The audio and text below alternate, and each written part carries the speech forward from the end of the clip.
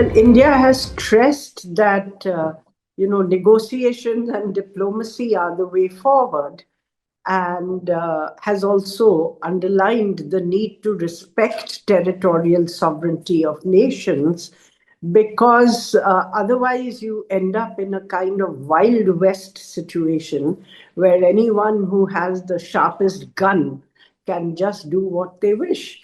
And at the end of the day, that would lead to a very chaotic world and huge instability across the world. So, India right now will, of course, wait and watch.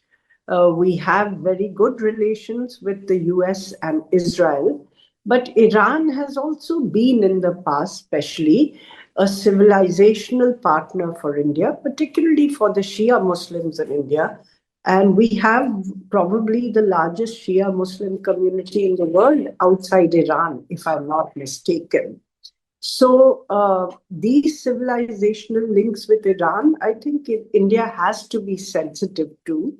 Though in recent years, our economic interaction with Iran has come down because of US pressure, and their sanctions, which extend to countries that do business with Iran. So I think India will wait and watch right now. There's not much we can do in the circumstances except to urge both sides to get back to the negotiating table and find a way forward.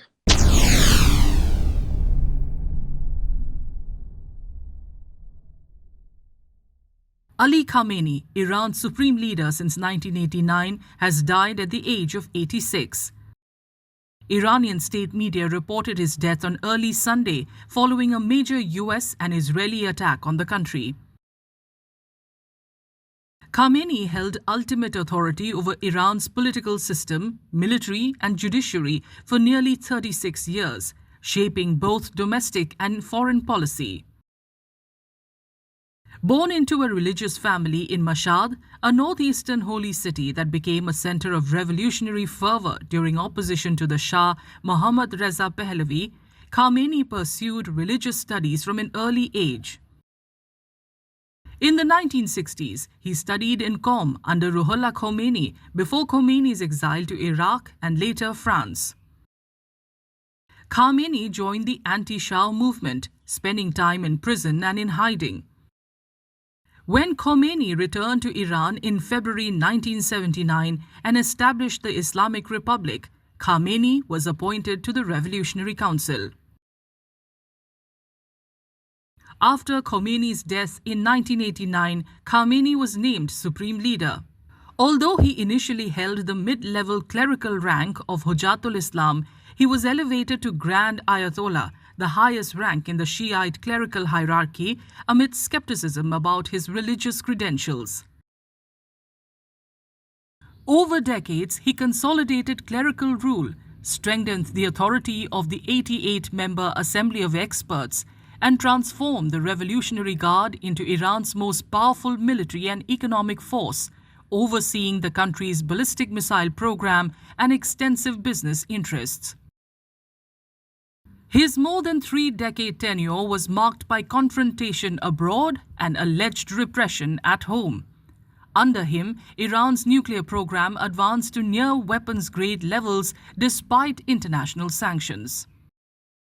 Under Iran's 2015 nuclear deal with world powers, Tehran agreed to drastically reduce its stockpile and enrichment of uranium in exchange for the lifting of economic sanctions.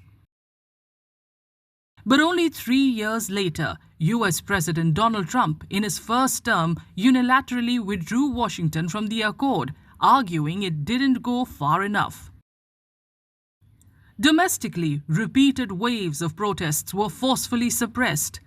More than 500 people were allegedly killed during the 2022 unrest, following the death of 22-year-old Mahsa Amini from the minority Kurdish community, who had been detained by authorities for allegedly violating the country's mandatory headscarf law.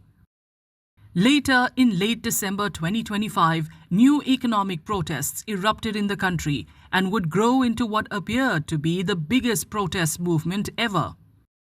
hundreds of thousands across the country took to the streets demanding an end to the Islamic Republic.